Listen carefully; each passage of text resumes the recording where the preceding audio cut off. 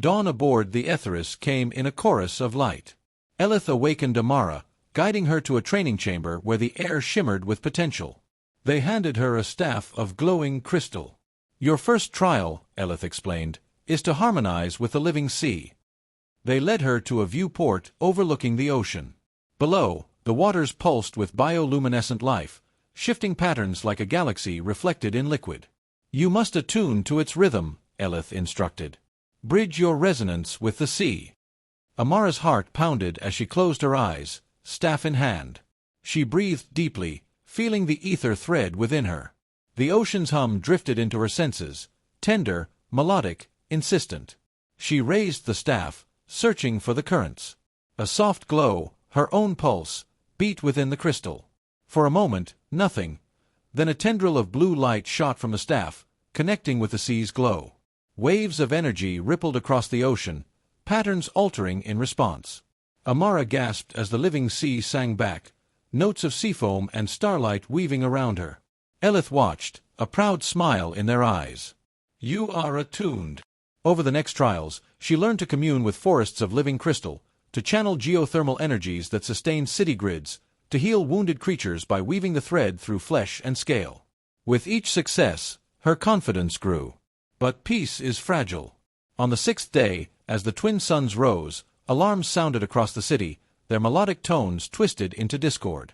Elyth rushed Amara to the central plaza, where citizens gathered, anxious. A crater marred the hillside overlooking the city. From its blackened maw spilled tendrils of inky smoke that writhed like living darkness. Shapes emerged, twisted creatures of void, eyes hollow, tendrils dripping with corruption. They swept down toward the city, extinguishing light as they moved. Elyth placed a hand on Amara's shoulder. "The Voidspawn have crossed the boundary. We face our first great conflict." Their voice hardened. "We must seal the breach."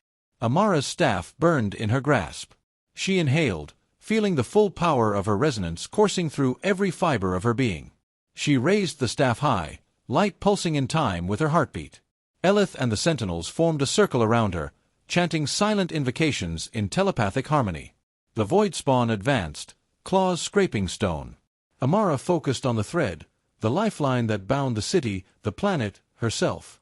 A column of pure light shot from her staff, striking the foremost creature. It shrieked as the light seared the darkness, unraveling its form until nothing remained but motes of gray ash. More light. More creatures.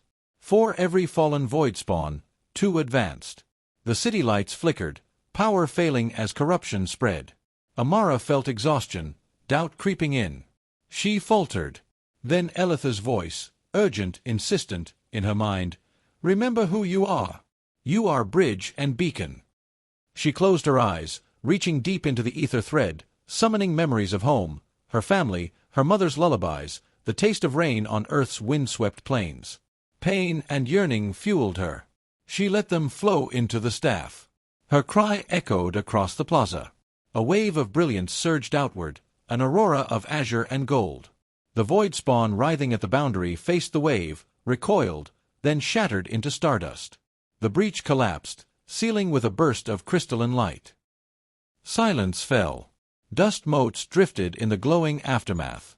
Citizens emerged from hiding, tears shining in relief. Elyth and the sentinels lowered their heads in reverence. Amara sank to her knees, trembling. Elyth knelt beside her, placing a gentle hand on her shoulder. "You have done the impossible," they said. "You are the light weaver, savior of worlds." In the days that followed, the city healed. Amara taught others to channel the thread on a small scale, repairing buildings, cleansing corrupted ground, nurturing forests back to life. The planet's inhabitants embraced her as one of their own. Yet beneath her triumph lay a bittersweet ache. She missed Earth, her mother's embrace, her small room filled with telescope lenses and star maps. Elyth understood. One evening, beneath the glow of the twin moons, they found her overlooking the bay. "I must return," she whispered, voice trembling. "My world needs me, even if they don't yet know it." Elyth's luminous eyes reflected pride and sorrow. "The thread connects us all. Whether in this world or yours, you will guide humanity toward its destiny. Go, Amara Torres of Earth, and light the way." The Aetheris portal sparked to life. Amara stepped through, staff in hand. Suddenly, she was back at the observatory, dawn's rosy glow touching the horizon. In her palm, the staff's crystal glimmered, smaller now, a handheld shard of Aetheris light. She climbed the hill to her home, heart buoyed by purpose.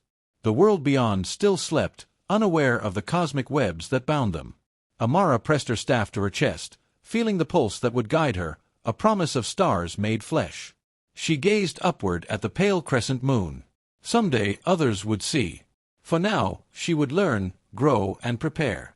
Humanity's awakening had only just begun, and she would be its champion. The sky shimmered as dawn broke, and Amara Torres walked forward into her destiny, a bridge between worlds, a single soul carrying the light of 1,000 stars.